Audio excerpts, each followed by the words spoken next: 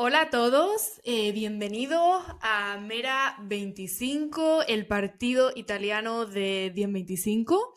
Hoy estamos aquí con Siham Jessica Corriche, activista en los movimientos feministas y antirracistas de Madrid desde hace muchísimos años, autora del libro Somos, Relatos Transfronterizos y asesora en el Congreso de los Diputados de España. Jessie, bienvenida, ¿qué tal estás?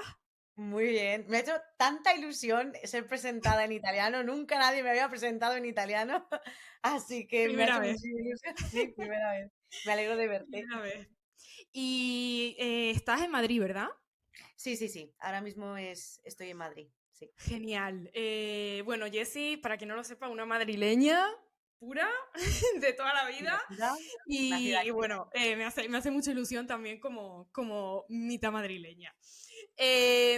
Bueno, queremos hablar de este tema que, como estaba diciendo, Ujú, ya hemos tratado con Owen Jill Martin de Jacobin, ujú. pero queremos que tú nos cuentes un poco esa perspectiva más desde el sector, digamos eso, del activismo, de la política más grassroots y también relacionada a lo que se ha convertido, pues eso, política institucional al final, ¿no? Porque ahora estás en el Congreso y queremos tener un poco esa perspectiva.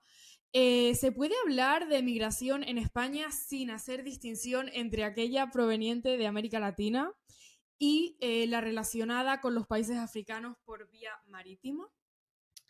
Bueno, esto es un error que se suele cometer mucho cuando se habla de la inmigración en España, porque efectivamente, si no haces una distinción entre los diferentes grupos y flujos migratorios, no llegas a tener una foto realista de qué significa, qué es eso de la migración, cómo actúa la migración, cómo se analiza la migración en España, si no tienes en cuenta precisamente pues esto, los grupos y los flujos migratorios que hay en España. Precisamente porque la diferencia entre estos grupos viene determinada las condiciones en las que vienen, las rutas en las que llegan, cuál es la recepción del Estado según de dónde vengas y una cosa que está muy a la orden del día, ¿no?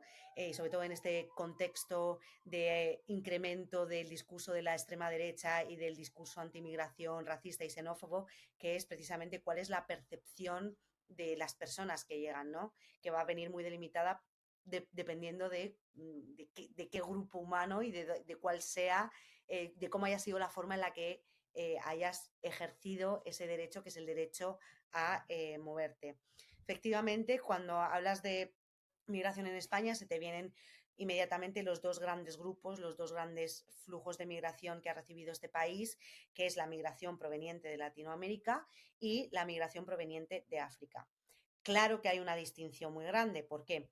Porque la migración latinoamericana viene sobre todo a través de vías aéreas y normalmente son personas que han conseguido algún tipo de visado para poder venir a España, bien sea un visado de turismo, un visado para estudiar o en algunos casos incluso contrataciones que se hacen en países de origen, ¿no? En cualquier caso, es verdad que este tipo de migración busca la regularización una vez ya están aquí y que llegan con ciertos niveles de garantías. Luego también hay otras cuestiones que hay que añadirles encima de esto, y es que la migración proveniente de Latinoamérica se comparte una lengua en común, una religión, lazos, esto que llaman lazos históricos o básicamente una historia colonial detrás, ¿no? Entonces, digamos que todos estos ingredientes hacen que el flujo de migrantes que lleguen por Latinoamérica pues tengan unas condiciones distintas a los que vienen a través de los que vienen de África.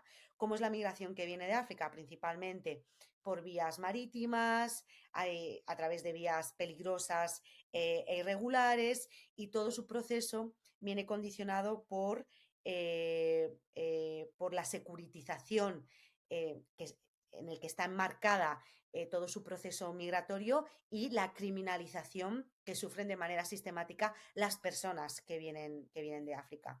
Yo, de todas maneras, he traído aquí unos datos, estos son los datos de INE, de población extranjera en España, porque yo cuando hablo de estas cosas sí que me gusta como darle una dimensión numérica, porque eso nos ayuda también como eh, a poder dimensionar esa imagen que a veces tenemos en la cabeza de lo que es la migración, ¿no? Porque, por ejemplo, cuando hablas de la migración de África, si en España tú le dices la palabra migrante a una persona o migración, inmediatamente se le va a venir en el imaginario ciertas imágenes que no se corresponden en realidad necesariamente con la realidad de los datos de qué es la migración en España. Con esto quiero decir, fíjate, de los 10 países la mayor población de extranjeros en España, los 10 países son Marruecos, Colombia, Venezuela, Rumanía, Ecuador, Argentina, Perú, Reino Unido, Cuba y Francia. Estos son 6 países latinoamericanos, 3 países europeos y un solo país africano, que es Marruecos, que es además el que está en la cabeza. Pero fíjate, si tú tuvieras que preguntar, ¿no? A cualquier persona cómo es la migración en España, se les va a venir la imagen de los saltos en la valla. O sea, hay una sobredimensión de cómo es la migración africana y qué imagen y qué cuerpo tiene esa migración que no se corresponde para nada con los verdaderos, con la mayoría de los migrantes que vienen aquí. Fíjate, Francia, Reino Unido y Rumanía traen más personas a este país de lo que hace el resto de países africanos, ¿no? Esto es muy importante, ¿por qué? Porque también en España en el mes de noviembre saltó la gran noticia que el Centro de Investigaciones Sociológicas había colocado en esta encuesta que hicieron a la migración como el principal problema que habían detectado los ciudadanos y las ciudadanas a los que se le hizo la encuesta como el principal problema, la principal preocupación que se tiene. Respondiendo también un poco a la pregunta que planteabas, ¿cuáles son las principales diferencias? Bueno, en el caso de los migrantes latinoamericanos, gracias o debido más bien a esos lazos históricos o a esa historia colonial compartida, pues ¿cuál es el resultado de todo esto? Pues que existen convenios con varios países, en lo que se traduce que estas personas solamente necesitan 2 años para poder acceder a la nacionalidad, no tienen tanto acceso no tienen tanta dificultad para acceder a ciertos trámites burocráticos precisamente porque hablan la lengua, porque ya cuentan también con muchísimas redes aquí, porque hablamos de que estos flujos de migrantes latinoamericanos, de los estudios más recientes que tenemos que estén estudiando este fenómeno, pues ya nos colocamos en los años 80, ¿no? Digamos que ya hay muchísimos años, ¿no? Y hay mucha historia, mucha conexión que facilita de alguna manera que este gran flujo migratorio tenga, ¿no? Como otras características. Sin embargo, cuando hablamos de ciudadanos africanos, sobre todo de ciudadanos subsaharianos, pues efectivamente nos encontramos con que es un grupo que va a encontrar mayores dificultades para acceder a trámites administrativos, mayores dificultades para acceder también al asilo, que tienen una tasa de rechazo elevada, que se hacen muy malos triajes cuando llegan, sobre todo por vías irregulares, y hay muchas personas con riesgo a las que bueno, pues no pueden ejercer su derecho, por ejemplo, a recibir asilo y demás, ¿no? Entonces sí que hay una gran diferencia a todos los niveles en cómo operan, ¿no? Estos dos grupos o la realidad bueno, pues de lo que significa ser migrante si vienes de Latinoamérica o si vienes de un país subsahariano. Claro, no tiene nada que ver una realidad con la otra y tampoco tiene nada que ver la realidad general con la que nos creemos que existe. Y pasando al ámbito laboral, ¿qué sectores laborales son principalmente ocupados por migrantes provenientes de estos lugares?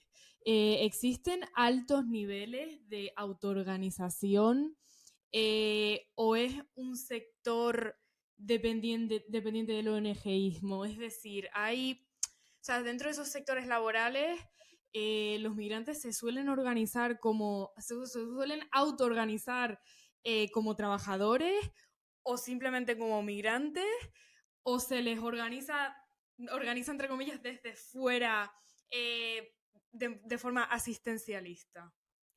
Pues fíjate, respondiendo a tu primera pregunta, ahora mismo la Seguridad Social cuenta con más cotizantes extranjeros que nunca, según los datos del Ministerio de Inclusión, lo que significa que, bueno, podemos tener un poco más de datos para poder darte la fotografía de esto que me estabas preguntando.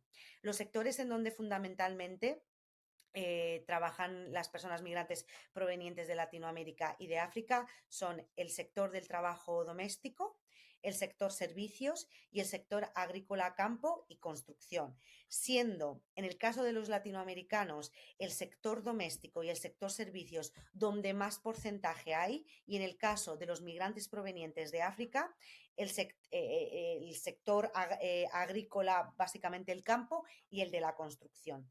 Aquí importante ver un poco como cuál es la fotografía en ambos casos. En el caso, por ejemplo, del trabajo doméstico, que bueno, yo por cosas que he hecho dentro del movimiento feminista bueno, otros trabajos anteriores he tenido la oportunidad como de conocer un poquito mejor esta realidad. He traído como eh, algunos datos, ¿no? Para poder como ilustrar cómo funciona el trabajo doméstico. Fijaos, en España el trabajo doméstico, el 95% lo ejercen mujeres y de ese 95%, más del 45% son mujeres racializadas inmigrantes. Estos son datos oficiales, porque también aquí ocurre una cosa muy interesante en el trabajo doméstico, y es que hay muchísimos datos que no podemos conocer porque hay muchas mujeres que se encuentran trabajando como se encuentran en situación administrativa irregular, se encuentran trabajando de manera alegal, ¿no? Entonces, es verdad que es un sector que en España es muy importante y en donde básicamente las mujeres que emigran de Latinoamérica es uno de los principales sectores en donde llegan, en donde trabajan, que básicamente están forzadas por el procedimiento a los que se les obliga a seguir cuando llegan a España. Entonces, bueno, es muy ilustrativo, ¿no? Ver cómo es un sector que básicamente está gobernado por mujeres y por mujeres racializadas migrantes. Un sector que en España es muy, muy importante porque nuestro mapa demográfico sitúa a España entre los países más envejecidos de la Unión Europea, por lo que el sector del trabajo del hogar y de los cuidados es muy importante y tiene una relevancia en España muy fuerte. Fijaos que a pesar de la importancia que tiene y de cómo de racializado y feminizado está este sector, no es hasta el 2024 cuando se produce ese cambio del régimen especial en el que estaban al régimen general, que se les empieza a reconocer el derecho a paro, el derecho a tener bajas, ¿no? Como ha sido un sector fuertemente castigado, que ilustra muy bien cómo opera el trabajo migrante en España. En el caso, por ejemplo, de las personas provenientes de África, los sectores en donde más presentes están es, como he comentado antes, en el agrícola y en el campo, específicamente los temporeros, el trabajo de temporeros, ¿no? Esa ruta que se hacen recogiendo lo que sea y van enganchando una con otra. Es un sector que además en donde se encuentran muchísimas personas de forma irregular y cuyas condiciones de supervivencia cada año son peores que el anterior, si es posible. Es un sector en donde existe una tasa de precariedad muy alta, es un sector también en donde leía, ¿no? En un medio de comunicación, históricamente había las empresas, los contratistas tenían muchísimos problemas para encontrar mano de obra, y básicamente el hecho de que los migrantes subsaharianos estuvieran realizando este tipo de empleo, este tipo de trabajo, fue un alivio no solamente para el sector en España, sino en toda Europa. Esto que dicen, esta gran frase que se dice de los alimentos que consume Europa son recogidos y envasados por personas migrantes, por personas sin derechos, por personas migrantes, es completamente cierto. O sea, si empezáramos a revisar y a llevar un control de quiénes son las personas que de facto hacen este trabajo, ¿no? El trabajo del campo, cualquier persona que investigue un poco se echaría las manos a la cabeza, porque efectivamente, ¿no? Es un trabajo que si no es por estas personas, no, sería muy difícil encontrar mano de obra que lo hiciera. En lo que comentabas, ¿no? Si existen espacios de autoorganización, si existe una cultura de autoorganización, sobre todo en estos sectores que están fuertemente precarizados y en donde hay una presencia de población migrante muy alta, pues sí. De hecho, hay un caso que es el, como comentaba antes, por bueno, mi trayectoria dentro del movimiento feminista, pero también acompañando a compañeras del sector del trabajo y los cuidados. Ellas siempre me cuentan, ¿no? Cómo desde los años 80, desde que empezaron a llegar estas mujeres a España y principalmente a trabajar como en el trabajo doméstico, pues cómo empezaron a crearse estos grupos, estos espacios de mujeres que llegaban, que estaban solas, que tenían a sus familias en su país, que mandaban esas remesas que supusieron el alivio económico de millones de personas en Latinoamérica durante varias décadas, cómo empezaron a crear espacios donde a medio camino entre espacios de alivio, ¿no? De poder encontrarte con personas que estaban pasando por algo parecido a lo que tú estabas pasando, o gente que acababa de llegar y que encontraba en estos espacios una red de apoyo, ¿no? Como redes de apoyo a nivel emocional, psicológico y demás, pero luego también empezó a tener una trayectoria que inmediatamente la cuestión del trabajo y de empezar a politizar el hecho de el responderse a preguntas como ¿por qué estamos nosotras aquí? ¿Por qué está nuestra familia lejos? ¿Por qué nosotras tenemos que enfrentarnos a estos que son preguntas profundamente políticas? ¿No? Empezaron a ir dando forma, ¿no? A funcionar como un germen de espacios que a día de hoy se han erigido como, bueno, sindicatos de trabajadoras del hogar y los cuidados y demás, ¿no? Como el trabajo doméstico, que durante muchísimas décadas en España se encontró fuera de la agenda sindicalista, sobre todo de los sindicatos tradicionales, acabó encontrando en estos espacios, ¿no? O empezando a imaginar otros espacios en donde se hacía trabajo sindicalista al 100%. Una prueba de ello es como el año pasado se aprueba el convenio 189 aquí en España, y que es precisamente consecuencia directa de la lucha de estos grupos de mujeres que, haciendo un trabajo que es 100% sindicalista, pero desde fuera del marco de los grandes sindicatos, lograron dar respuesta a los principales problemas políticos que ellas llevan acarreando durante muchísimas décadas, ¿no? Pero no solamente lo ha hecho el trabajo doméstico, ¿no? Tenemos otro gran caso que es Top Manta en Barcelona, o el sindicato de manteros y lateros en Madrid, ¿no? Que son también como otros dos ejemplos de trabajos que se quedarían también fuera de las limitaciones de lo que se considera trabajo en los sindicatos, cómo se pudo dar la vuelta y con imaginación, pero también fuertemente politizados, encontraron en estos espacios pues una forma de organizarse, ¿no? Y no solamente dentro del marco de vamos a mejorar nuestras condiciones laborales, sino también cómo vamos a intentar cambiar el mundo, vamos a intentar vamos a tratar de cuestionarlo todo, ¿no? Entonces, para mí es como un valor añadido, ¿no? Más allá de hablar de las condiciones materiales, que es importante y es lo básico, porque sin eso es muy difícil poder imaginar políticamente, y que en estos espacios se logró cubrir, ¿no? De una manera informal como estas cuestiones. Es verdad que a mí me parece que fueron muchísimo más allá de eso, ¿no?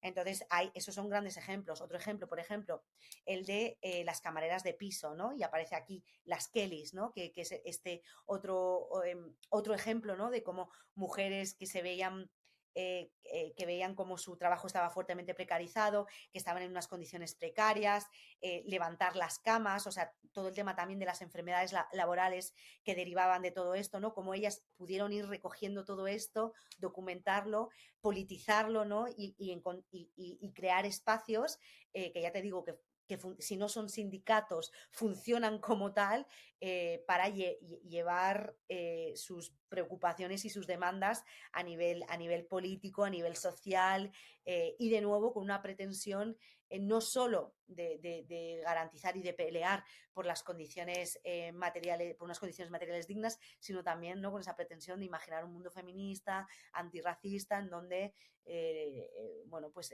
la experiencia y la realidad también de las personas migrantes se ponga en el centro, ¿no?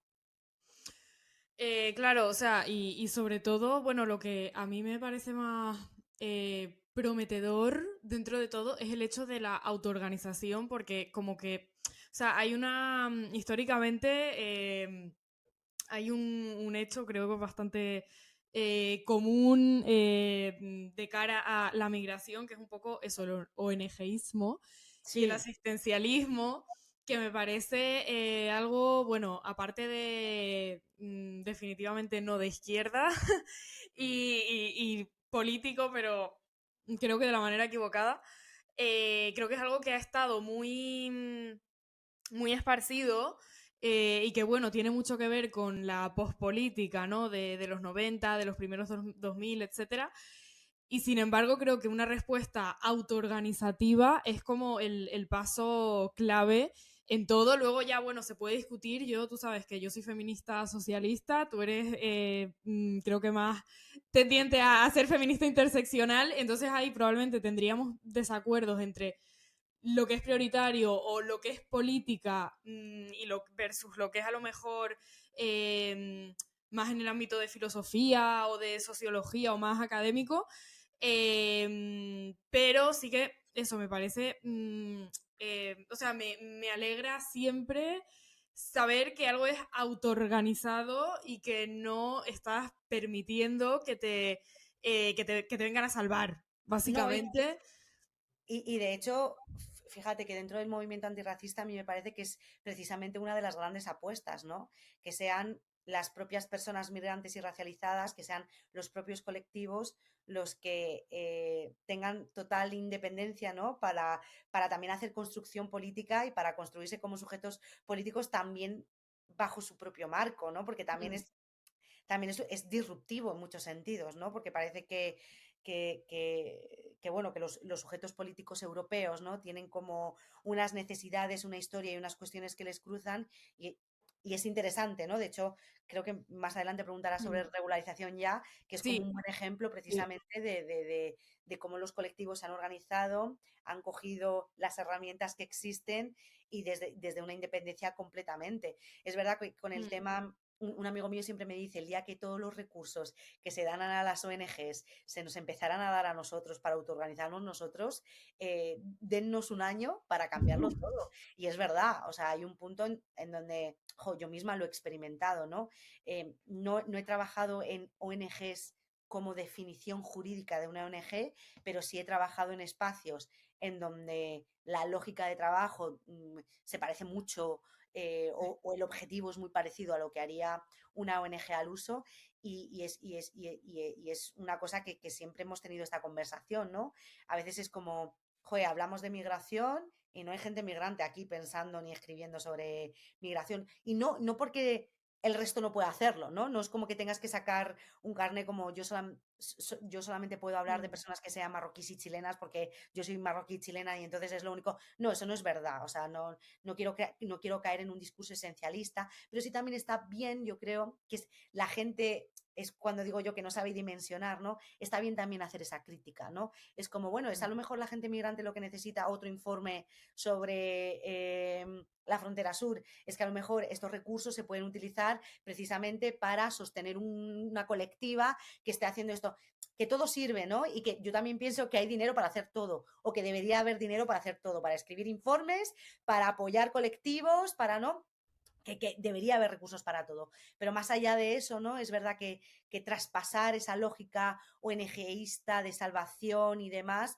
yo creo que al menos aquí, también en el contexto madrileño, porque no puedo hablar por toda España, sí es mm. una cosa que se ha trabajado mucho y que se ha hecho por tratar de superar ese contexto ONGista, que es verdad que si yo, por ejemplo, lo comparo con otros países de Europa, es verdad que yo sí que veo una gran diferencia, ¿no? Que aquí sí que hay cierta cultura de la autoorganización y que la última década, sobre todo, sí que se ha apostado mucho porque sean los propios colectivos de personas migrantes las que en su autonomía marquen la agenda política o se definan ellos como, y ellas y ellos como sujetos políticos en sus términos, ¿no? Y yo creo que eso es súper, no solamente emancipador, sino que era necesario, precisamente para responder a esa crítica que tú estabas comentando. Claro, sí, sí. Eso, bueno, es absolutamente indispensable. Y estabas mencionando la homologación de los derechos de las trabajadoras del hogar, ¿no? Que vino, bueno, un poco de la mano de Yolanda Díaz en respuesta, pues precisamente a estas demandas sindicales. Y bueno, te quería preguntar la importancia de pasos como ese. Ujú. Claro, también si es que ahora se sigue un poco por ese camino, porque da un poco la impresión de que Sumar se ha ido más a lo mejor en otra dirección y ahora mismo, no sé, no quiero hablar por ti, pero en general digamos que la esperanza que teníamos en los partidos, los dos partidos a la izquierda del centro izquierda, o sea, Podemos y Sumar, durante estos años la esperanza se ha ido muriendo de manera bastante rápida últimamente. Pero no lo sé, ¿ves todavía algo en el horizonte que nos pueda ilusionar en este sentido? Que reitere un poco ese éxito del ministerio de Yolanda Díaz. Y además de eso, otros ejemplos específicos como la campaña de regularización ya, eh, ¿sabes? Son, ¿cuántos son de importantes? ¿Y cuánto nivel de cambio pueden obtener? Y también, claro, en el caso de que te parezcan, digamos, insuficientes o no acertados, ¿qué alternativa verías tú, qué verías deseable? Vale, a ver, yo pienso que está siendo una legislatura con muchísimas aristas y en un contexto muy complejo. O sea, no, esta nueva legislatura es una legislatura con un gobierno democrático, ¿no? Con unas fuerzas democráticas que han apostado por un gobierno específico, pero está siendo muy complicado mm, le- tener un ritmo alto a la hora de legislar, porque todo el contexto de tensiones entre, bueno, tensiones no, como negociaciones entre partidos, está siendo básicamente el pan de cada día en cualquier cosa que se quiera llevar al Congreso. Entonces es verdad que la propia dinámica, ¿no? Que el propio motor es difícil que arranque si el mapa, si el tablero en el que te estás juntando, pues no tienes a todos los aliados en la misma parte de la mesa. Por un lado está como esta cuestión que es clave, porque si no somos capaces de ver esto, no podemos hacer un análisis real de por qué a lo mejor nos están alcanzando todo lo que nos gustaría que se alcanzara, ¿no? Porque es verdad que el contexto político interno dificulta, cuanto menos dificulta. Por otro lado, estamos viendo cómo el contexto internacional nos está comiendo. O sea, ahora mismo las prioridades hace 5 años, hace 4 años, hace 3 años, no tienen absolutamente nada que ver con el contexto que estamos viviendo ahora. O sea, tú puedes tener una idea, tú puedes tener un proyecto, tú puedes poner todos tus huevos en esa cesta, que de repente aparece Trump y te descuadra y te desmarca completamente. ¿Por qué? Porque no es broma, España a nivel internacional, sobre todo en el contexto de la Unión Europea, está funcionando como un dique de contención a todas esas políticas que ahora que se están tratando de implementar en Europa y que llevan ya más de una década tratando de implementarse, pero que ahora con Trump, con Milei, están tomando una fuerza y una velocidad que igual agarrarnos a la idea de democracia es el único bote salvavidas que nos queda en este mar revuelto. Entonces, claro, es verdad que digamos que este cambio de mira lo que ha provocado es, bueno, tratar de seguir apostando por una agenda una agenda de izquierdas por una agenda socialista, pero también sabiendo que nos están golpeando por todos los lados e intentar que la barca no vuelque es complicado, ¿no? Yo ya poniéndome desde ese otro lado, ¿no? No tanto como una excusa, sino como, bueno, pues hay que tener también una mira internacional en todo esto. Y la verdad es que la mira interna nos dificulta y la internacional o sea, nos la complica. Entonces, no sé, yo creo que se están avanzando, yo creo que todavía no estamos en campaña electoral, todavía queda legislatura y la apuesta del gobierno es que hasta el 2027 van a seguir ocurriendo cosas, que la principal apuesta es seguir apostando por políticas de izquierdas, por políticas socialistas y que esto es la única forma es el único bote salvavidas de Europa a todos los niveles, a nivel ideológico, a nivel de políticas públicas, es completamente, es esto, o sea, este es el mapa. Entonces yo apostaría, ¿no? Por ver qué es lo que pasa en los próximos años y no pensar que ya está todo hecho porque igual nos llevamos varias sorpresas, ¿no? Porque ya te digo, se palpa que está siendo la apuesta de este gobierno, que está siendo la apuesta de Yolanda, que está siendo la apuesta de todos los partidos que están a la izquierda. Entonces, bueno, yo diría que tengamos fe, ¿no? Y que sigamos remando hacia el mismo lado. Luego lo que comentabas de regularización ya, efectivamente, regularización ya bueno, una campaña autoorganizada por colectivos y personas migrantes, que lo que viene a decir básicamente es que en España se calcula más o menos, porque no hay datos oficiales, que alrededor de 500.000 de personas se encuentran en una situación administrativa irregular. ¿Qué significa que 500.000 personas se encuentren en este país en una situación administrativa irregular? Principalmente que son sujetos deportables, o sea, personas a las que en cualquier momento se les puede incoar un expediente de expulsión, acabar en un CIE o en un vuelo de deportación. O sea, son personas que no son sujetos de derechos, son sujetos deportables, que son trabajadores sin derechos, porque como comprenderéis, 500.000 de personas, excluyendo obviamente a infancia y demás, son personas que trabajan. Son personas que trabajan y que están obligadas a estar en una situación, a trabajar en la economía sumergida, básicamente. Entonces son personas que no pueden cotizar, son personas que, bueno, yo siempre digo, el IVA es un impuesto y cuando la gente va a comprar, la gente paga impuestos, ¿no? Se pagan impuestos, pero de otra manera. Y efectivamente que son personas que no tienen derecho, que esto también tiene una consecuencia psicosocial en ellos muy fuerte.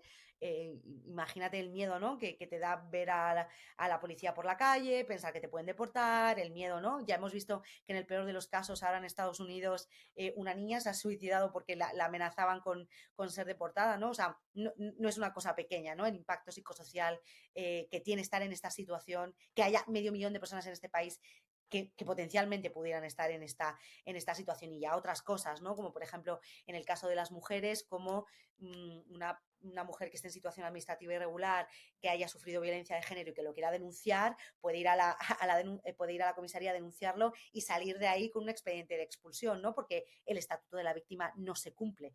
Entonces, pues claro, tiene un impacto a muchos niveles muy grande. O sea, hay una cuestión que es de justicia social, ¿no? Yo no quiero que haya 500.000 de personas en este país que estén en esta situación y que tengan que enfrentarse a esos miedos todos los días, siendo personas que trabajan, que contribuyen, que son mis vecinos, que son las que cuidan a tu abuelo en la residencia, en fin, ¿no? Que es gente que vive aquí y en la medida en la que son gente que están en este país, pues cuanto menos poder garantizar el acceso a los derechos.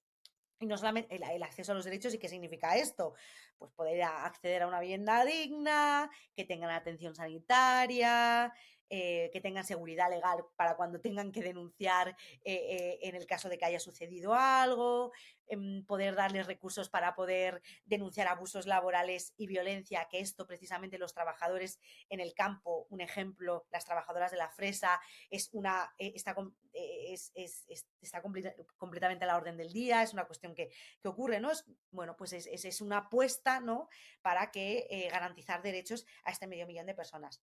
Esto fue una campaña que duró 9 meses, que tuvo 14.000 voluntarios, se lograron 700.000 firmas y lo que se hizo fue, bueno, pues solicitarle al Congreso de los Diputados pues que valorara eh, la regularización extraordinaria de estas 500.000 personas. Esta ILP llegó a la mesa del Congreso, pasó, se designó a la Comisión de Trabajo y el 9 de abril del 2024 se aprobó la toma en consideración. Ahora está en trámite parlamentario y lo que está pasando es que durante el proceso de enmiendas pues tú metes, yo meto, y es una manera un poco de tratar de dormir la ley. Entonces es verdad, ahora de hecho la semana pasada Podemos, junto a otras fuerzas de la izquierda, presentaron en el Congreso una moción para traer la ILP de nuevo y para darle vida, que se rechazó durante el Pleno, que demuestra un poco cuál está siendo la voluntad política para que esta ILP se convierta en una realidad y se apruebe en el Congreso de los Diputados, ¿no? Esto también tiene mucho que ver con que el Partido Socialista tiene su propia apuesta. Ahora, a finales del año pasado hubo una reforma del reglamento de extranjería para meter más casos, mejorar todo el tema de las visas de estudio, bueno, un intento como de facilitar la regularización de varias personas, pero bueno, esto claramente es insuficiente, ¿no? Y no tiene el impacto de lejos que tendría si esta regularización extraordinaria se convirtiera en una realidad. Y vaya, que esta regularización no es una cosa como de Podemos y de Sumar y demás, que estas regularizaciones extraordinarias se llevan haciendo desde los años 90, que el PP es el partido que más regulaciones extraordinarias ha hecho a lo largo de la historia democrática, ¿no? Que ya ni siquiera es una cuestión enmarcada en un posicionamiento ideológico concreto, ¿no?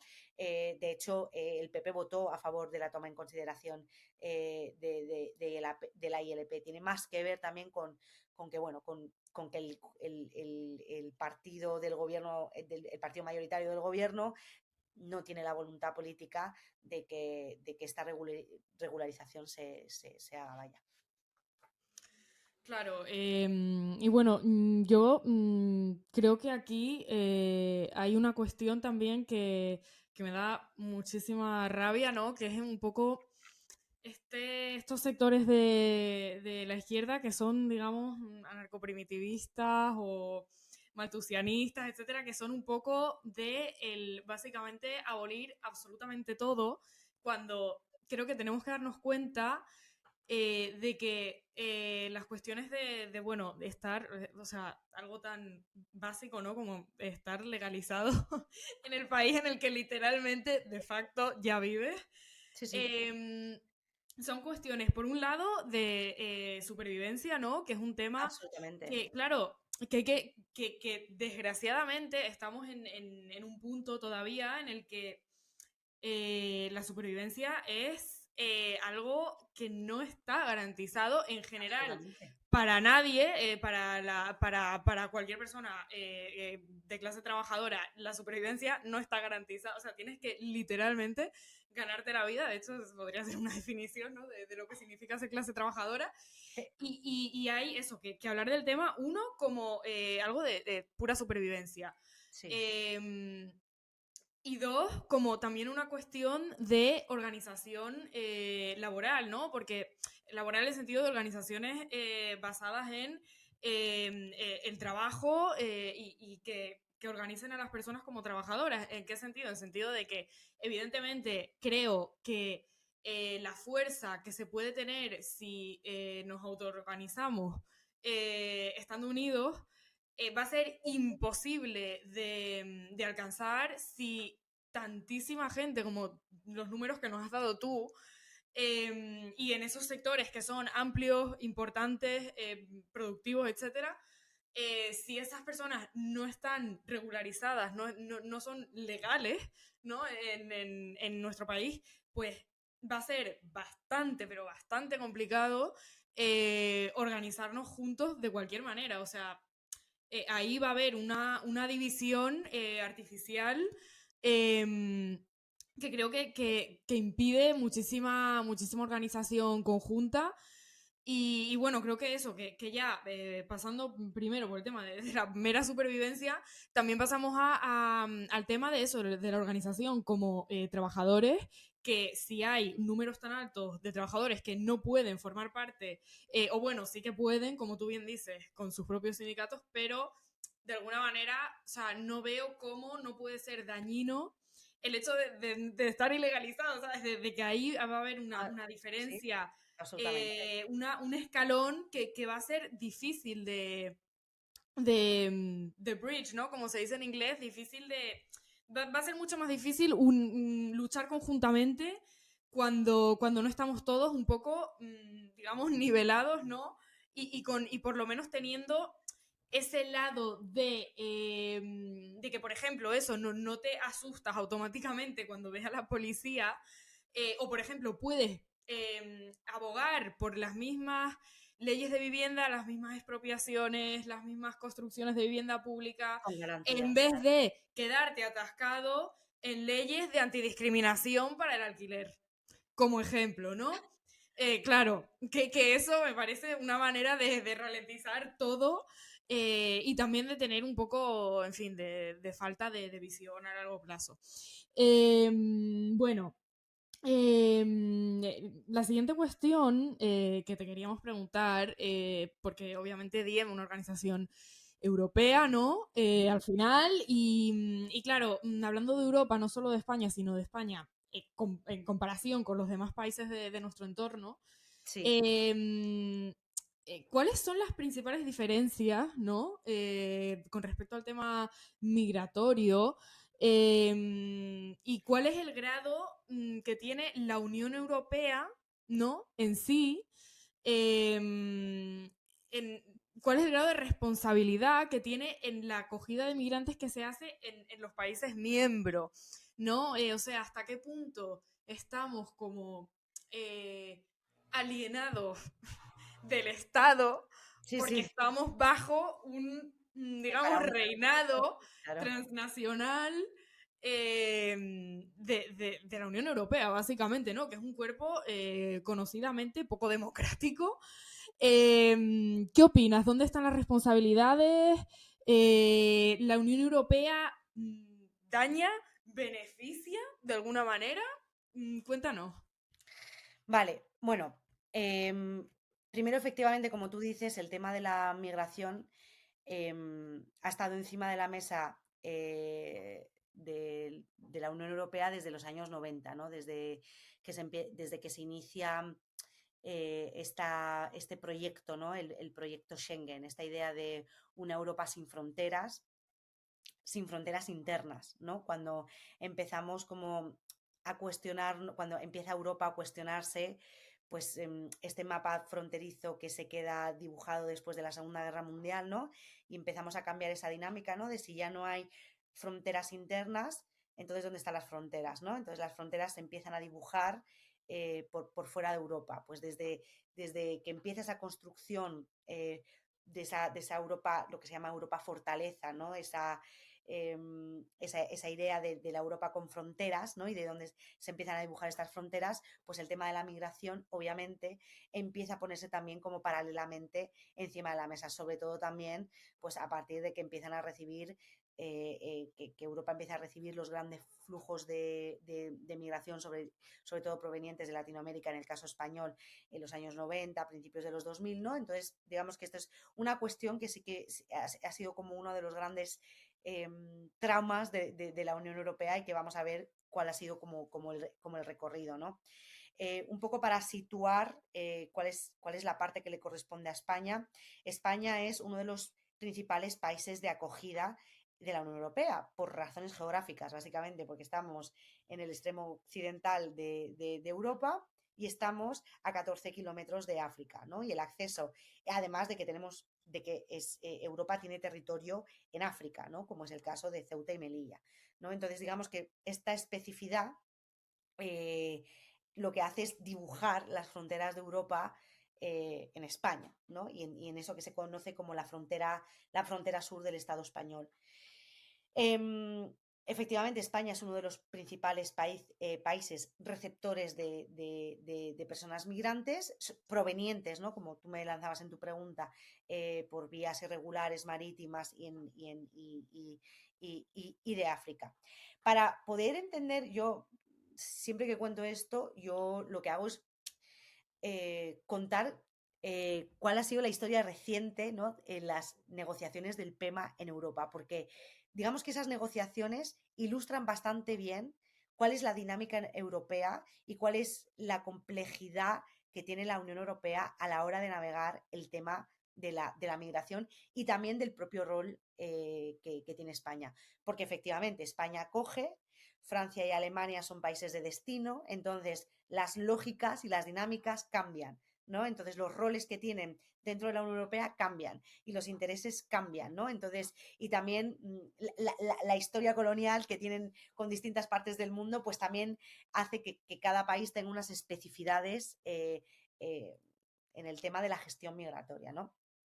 Fíjate, por no irme tan atrás en el tiempo, ¿no? Y centrarme ya en este Pacto Europeo de Migración y Asilo, que es un poco la respuesta que tiene la Unión Europea a todas las deficiencias, o mejor dicho, a todas esas disfuncionalidades que ha tenido la Unión Europea a la hora de gestionar el fenómeno migratorio, o como luego las narrativas ya de hace casi una década empezaron a poner encima de la mesa, que empezaron a reconstruir esa narrativa como el problema de la migración, las invasiones, el incremento del discurso xenófobo y demás, ¿no? O sea, ¿cuál es como el germen de todo esto, de por qué estamos donde estamos, ¿no?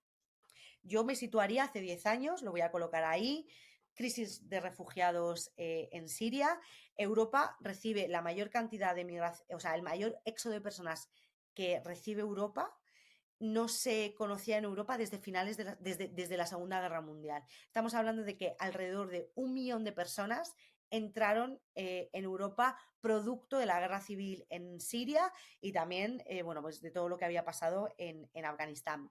Por situarnos así como más visualmente, no sé si te acuerdas de la famosa imagen de Aylan Kurdi, el niño sirio que aparece en las costas de la famosa imagen, ¿no? En las costas de Turquía, ¿no? Que fue ese momento en el que Europa empieza como a, ¿no?, empatizar un poco con toda la situación que estaba viviendo el pueblo sirio, ¿no? Esa fotografía, ¿no?, es como nos coloca en ese momento de crisis de refugiados en Europa. De hecho, si empiezas a mirar los medios de comunicación del 2015 y 2016, te vas a dar cuenta de la cantidad de cómo de fuerte fue ese escenario en Europa. En ese momento hay un cambio en las rutas del Mediterráneo. En ese momento, hasta ese momento, la ruta principal era la ruta de Europa Central, que es la de Libia, Túnez, Italia. En ese momento cambia y la principal ruta se va a situar en Grecia, ¿no? Y es porque, claro, pues a partir de los sirios y los afganos entraban por Turquía y es esa zona donde se va a concentrar la llegada principal de los refugiados sirios. ¿Qué es lo que se visualiza en este momento histórico que vive Europa? Básicamente que hay una falta de respuesta por parte de la comunidad internacional. No se expiden visas para que la gente pueda salir de esos países que están en conflicto, ¿vale? O sea, son países con guerras que están en conflicto, no se están expidiendo visas. Hay mucha gente que logra salir a través de vía aérea, pero sobre todo la gente va a salir a través de vía marítima. Fíjate, la familia de Aylan Kurdi era gente que no era pobre, que tenían dinero, que podían haberse comprado un billete, un vuelo perfectamente, que tienen familia en Canadá, a los que se les niega la visa y en la desesperación se lanzan al mar, ¿no? Entonces es como, vale, hay una falta de respuesta internacional para dar cobertura a lo que, vamos, esto que estoy contando que a veces es como, sí, claro, vamos a salvar a todo el mundo. Bueno, con Ucrania se hizo. O sea, con Ucrania se pusieron encima de la mesa todos los mecanismos necesarios para que la gente pudiera salir con garantías y tú no has escuchado de grandes problemas con los ucranianos en Europa, pero sí que lo había con 1 millón de personas, pero casi 13 millones de personas han salido de Ucrania, ¿no? Pero entonces, ¿cómo es posible que de repente hubiera para unos pero para otros no? Bueno, además de la falta de respuesta internacional, esto fue especialmente eh, eh, doloroso para la Unión Europea, porque digamos que fueron los que más quedaron en evidencia en este sentido. ¿Por qué? Porque se demostró que las estructuras de gobernanza de la Unión Europea no funcionaban y que además había una complejidad en los sistemas porque se trabaja de forma multinivel. ¿Quién conoce bien cómo funciona la Unión Europea? O sea, yo he trabajado, he hecho incidencia a nivel europeo y demás y es verdad, o sea, ¿quién lo conoce? Pues aprender cosas, enterarte, pero es que es muy difícil. Esto primero pasa por el Consejo y luego va por no sé qué, pero entonces el Parlamento ¿qué hace? Entonces los parlamentos no hacen nada. Pero el Parlamento puede hacer, o sea, es muy difícil entender cuáles son los órganos de gobernanza y cuáles son todos los mecanismos. ¿Por qué? Porque Europa no estaba dando una respuesta conjunta a la crisis que estaba pasando en Siria, ¿no? Cada país estaba, bueno, se pronunciaba, unos decían una cosa, otras cosas, pero no había, ¿no? No se tenía un criterio común, no había una narrativa política común sobre lo que estaba pasando en Oriente Medio, la toma de decisión era muy compleja, quién habla, quién no, o sea, no quedaba claro, y lo que fue más problemático, y aquí esto empieza ya a ilustrar cómo funciona la migración en Europa, o el problema de la migración en Europa, que es las dificultades para aplicar el convenio de Dublín. El convenio de Dublín es ese convenio que establece cuáles son los estados, cuál es el estado que se hace cargo de los procesos de asilo, porque estamos hablando de que mucha gente refugiada llegaba, ¿no? Pues quiénes son los países que se encargan del asilo, ¿no? Porque también si el asilo te lo da España, yo no soy experta en asilo, pero ya no puedes salir de España hasta que te garanticen el asilo. Pero a lo mejor tú tienes familia en Alemania y tú te quieres ir a Alemania, porque ahí tienes recursos y red, pero no puedes, porque el sistema te dice que si España es el que te está haciendo el proceso de asilo, te tienes que quedar en España. Además, no solamente que no se cumplía con las preferencias de las personas que llegaban, sino también que no había trato justo, igual en un país iba muy rápido, en otro no, unos tenían estructuras porque estaban más acostumbrados a la llegada, pero otros no tenían, en fin, fue un caos. Lo que pasó en Europa en ese año fue un verdadero caos en la aplicación del convenio.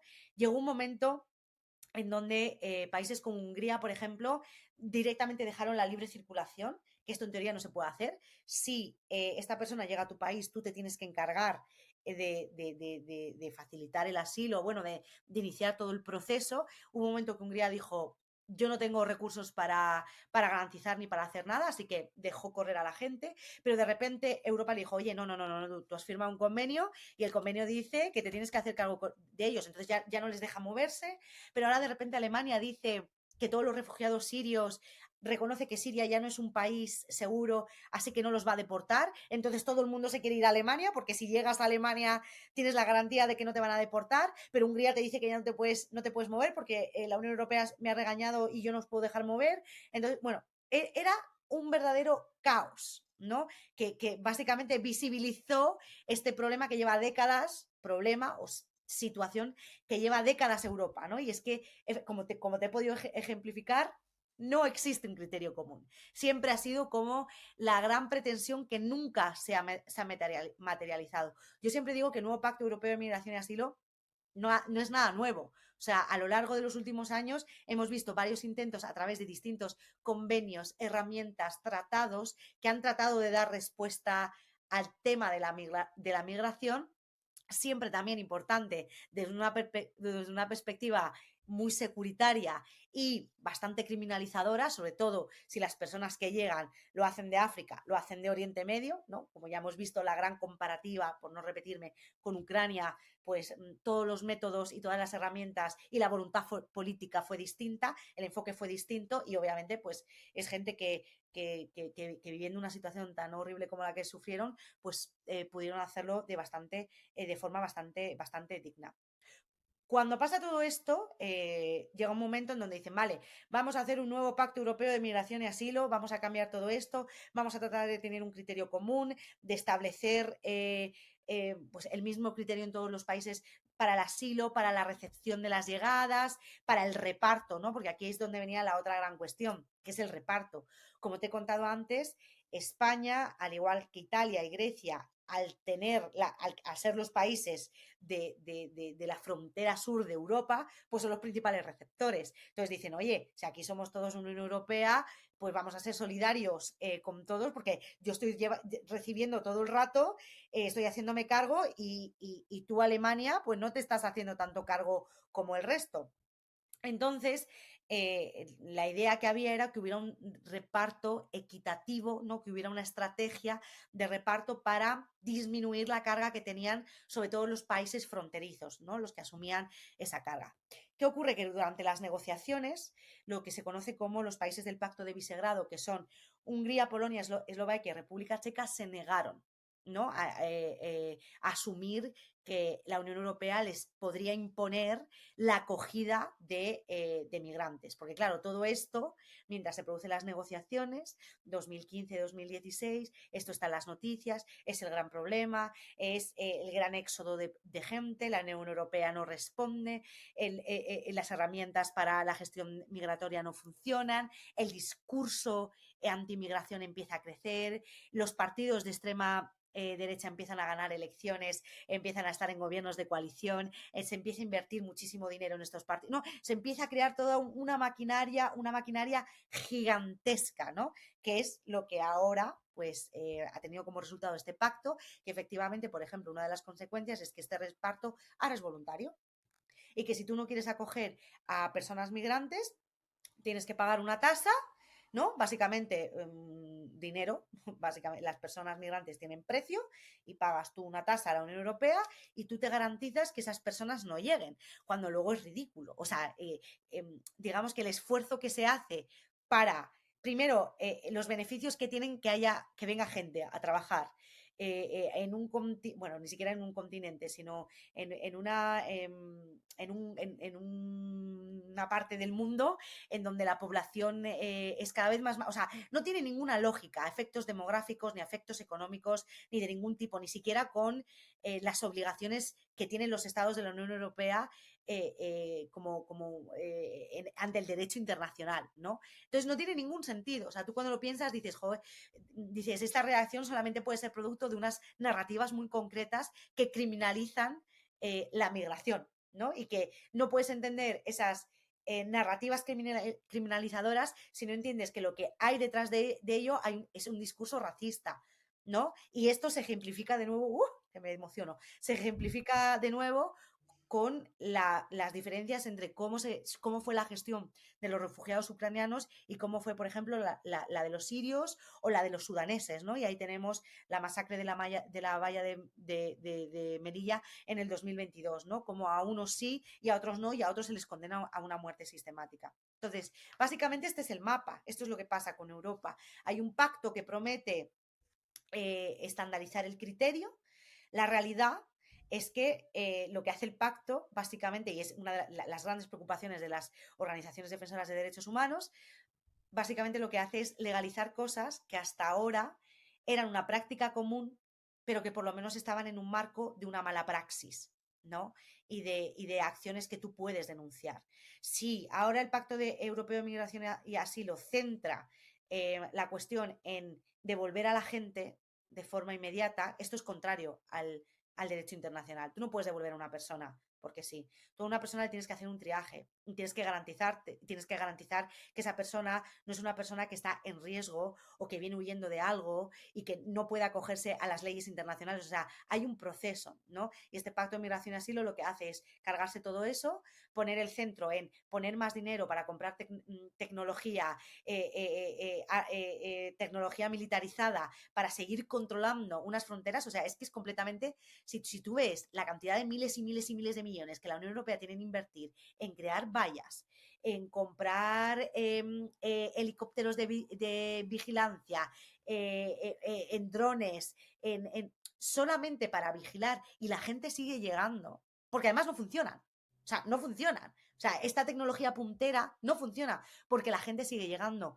¿Y por qué la gente sigue llegando? Porque Europa sigue necesitando de esos trabajadores sin derechos que van a seguir recogiendo la fresa y van a seguir recogiendo el ajo y van a seguir haciendo las camas en verano en los hoteles y van a seguir atendiéndote los chiringuitos. Esas personas, o sea, no son una minoría, son trabajadores a los que Europa condena a que entren en situaciones terriblemente precarias y a que pasen por procesos de migración terriblemente violentos para llegar aquí. Y además, si logran llegar aquí, porque el sistema capitalista siempre, siempre, siempre, siempre tiene en la recámara un número de personas que tienen que llegar necesariamente, pero cuando llegues, además, te voy a convertir en un sujeto deportable. En cualquier momento, la policía te puede devolver. O sea, no te quejes. No te quejes de estar sin contrato. No te quejes de que te viole el capataz del lugar donde estés recogiendo la fresa. No te quejes, no te organices. Obviamente, no te vas a poder organizar nunca. ¿Por qué? Porque eres un ilegal. Y si lo haces, te puedo denunciar y puedes acabar en un CIE o de vuelta. Y ni siquiera de vuelta a tu propio país. Igual te devolvemos a otro país con el que tengamos otro convenio, ¿vale? Y búscate la vida y a partir de aquí no nos interesa tu vida. Esto es cómo funciona. O sea, esto es la apuesta y la política europea migratoria. No está hecho para cumplir con el derecho internacional y poner la vida y la dignidad de las personas que migran en el centro. Fíjate, ¿cuántas personas llegan a través de vías irregulares todos los años a España? En el número más alto y grande, 50.000 personas. ¡Oh, Dios mío! 50.000 personas han llegado a través de la ruta atlántica, Ceuta y Melilla. 50.000 personas. Y tú dices, joder, el Santiago Bernabéu tiene capacidad para 90.000 personas. El Santiago Bernabéu cada 15 días llena a 90.000 personas en el norte de Madrid, en el centro de Madrid. Nadie dice, oh Dios mío, 90.000 personas han cogido el metro y se han metido en un estadio de fútbol. ¿Cómo nos podemos echar a la cabeza y hablar de invasión y hablar de que comen los recursos 50.000 personas? O sea, es completamente, o sea, no tiene una correlación económica los recursos que Europa necesita invertir para garantizar la dignidad de estas personas o que por lo menos a su llegada cuenten con una acogida digna o sea, no se correlaciona. No se correlaciona el impacto que tienen estas personas en nuestras sociedades con que tú tengas drones de militares en el centro del Atlántico. ¿Para qué? Para hundir lanchas de juguete. O sea, es completamente desproporcional, es injusto. O sea, es desproporcional, injusto, violento y racista. Porque si no, o sea, ¿cómo justificamos la muerte sistemática todos los días de estas personas? Si no entendemos que hay vidas que valen y otras vidas que no valen, y que la apuesta de la Unión Europea es que estas vidas no valen. Y si logran venir, con miedo, sin organizarse. Esta es la realidad Claro. de cómo funciona la migración en Europa. Esta es la apuesta de la Europa fortaleza, de las necropolíticas europeas. Esta es. Sí, no, o sea, es desproporcional completamente. La verdad, creo que es interesante lo que has dicho del Bernabéu, ¿no? En plan, de que en realidad como que de alguna manera se pintan los números de formas, pues eso, desproporcionales, infladas. Y yo quería volver un poco a lo que estabas comentando de esa situación en la que tú estás obligada a básicamente callarte la boca. No, porque claro, te tienen, para decirlo vulgarmente, cogida por los huevos, hablando claro. Sí, sí. En sentido de que, bueno, el otro día en este canal precisamente estábamos hablando de que se habla muchas veces cuando una mujer sufre una agresión sexual o un abuso sexual y no denuncia, que bueno, a lo mejor hay una reacción psicológica que la psicología te puede explicar. Vamos a ver, es que genial, ¿eh? Seguro que habrá reacciones psicológicas, pero ¿y la reacción de estás alquilando ilegalmente? ¿Y la reacción de estás trabajando ilegalmente? ¿O ese trabajo lo has conseguido de milagro y no quieres crear ni el más mínimo conflicto por miedo a que te echen ni a saber dónde te metes? O bueno, volviendo al tema de la vivienda, vamos a ver, es que aunque estés alquilando legalmente, tengas tu contrato, tengas tu piso tal, si a ti te echan o si a ti se te termina el contrato y tú te tienes que ir, encontrar piso, o bueno, o si vienes de casa de tus padres, encontrar piso es básicamente hacer un casting, ¿vale?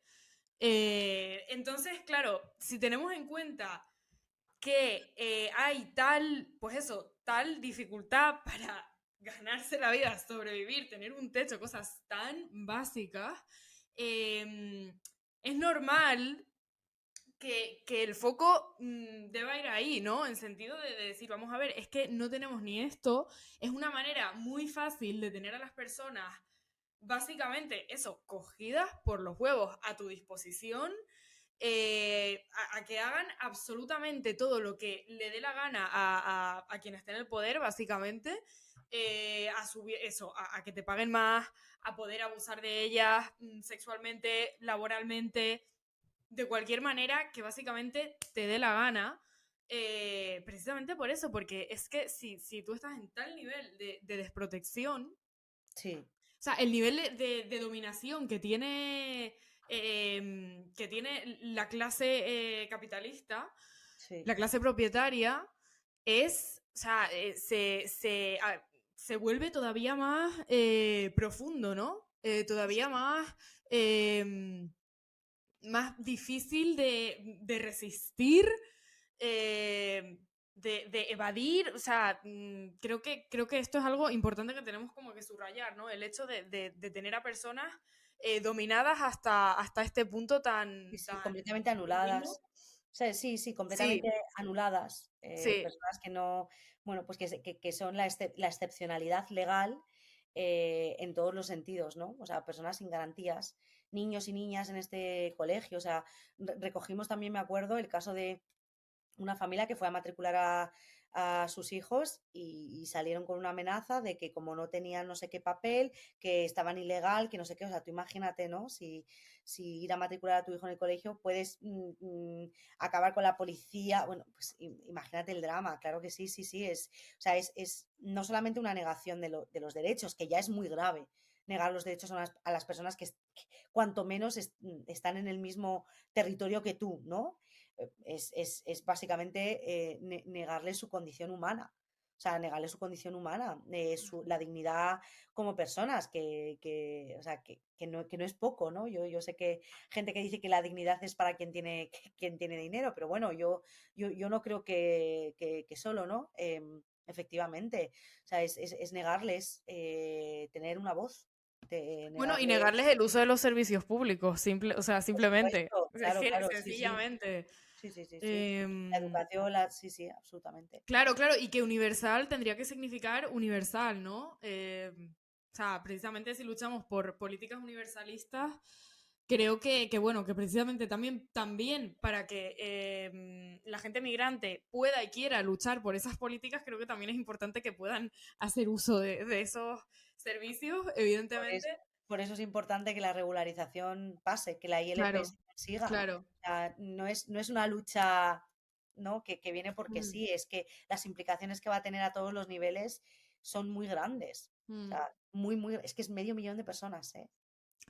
Sí, no, y bueno, dentro de este tema, ¿no? De la supervivencia, del luchar conjuntamente, Vivek Cheever, que es un, bueno, profesor que está haciendo ahora una serie de podcasts con la revista Jacobin también, Ujú. él estaba hablando, ¿no? Que es importante que nos esforcemos en entender cuáles son los riesgos que los trabajadores ven y que les hacen no estar organizados, no luchar tanto como algunos creemos que deberíamos luchar. O sea, cuáles son esos riesgos, ¿no? Que están generando una menor densidad de organización, ¿no? Y de afiliación, pues eso, a sindicatos, etcétera. Y bueno, creo que obviamente habrá riesgos de todo tipo. Para empezar, también, pues eso, resistimos al sistema sí, de forma, tenemos la compulsión de resistir al sistema, pero tenemos esa compulsión desde un punto de vista individualista, o sea, resistimos, pero resistimos individualmente. Véase movimientos como por ejemplo el quiet quitting, ¿no? Que tiene cero organización, cero solidaridad, es simplemente a ver cómo lo hago para mí, descubriendo mi signo astrológico y haciendo lo mínimo indispensable en el trabajo. Y claro, yo creo que el hecho de investigar cuáles son esos riesgos puede tener mucho que ver con elementos como estos, ¿no? con que la supervivencia sea algo que no se puede dar por hecho. Para nada, y también, bueno, que aparte de riesgos son, pues eso, escalones y divisiones que se mantienen ahí para que luego, pues eso, una cierta clase, que es evidentemente la que está disfrutando de que la Unión Europea esté ahí, pues pueda robar plusvalía, fundamentalmente. Y bueno, mantener las amenazas controladas. Bueno, pues estas eran nuestras preguntas. Jessy, muchísimas gracias. Nosotras, para quien no lo supiera, éramos compañeras. Presentábamos otro podcast juntas en la revista Contexto, donde empezamos ambas un poco en esto. Dejaremos el enlace por si les apetece echar un ojo a lo que hacíamos juntas. Y bueno, esperamos tenerte aquí eventualmente, ya que eres una de nuestras expertas en migraciones, y Diem25, en fin, es una organización que se toma bastante a pecho la relación entre Unión Europea y migración.